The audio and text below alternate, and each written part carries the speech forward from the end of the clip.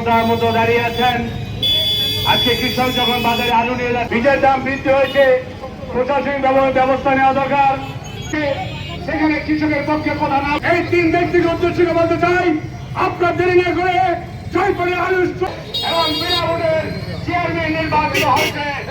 বিএনপির সম্মানিত সাধারণ সম্পাদক উপস্থিত আছেন যুব দলের সাবেক এখন সেই আলু আজকে উৎপাদন হয়েছে। এখন আলু উপস্থিত আছেন যুব দলের, উনি বলে গেছেন প্রশাসন দাম ছিল হচ্ছে ৩২০০ টাকা, কিন্তু দামের সকল ন্যায় উন্নয়ন উচ্চ মূল্যে কিনতে হয়েছে।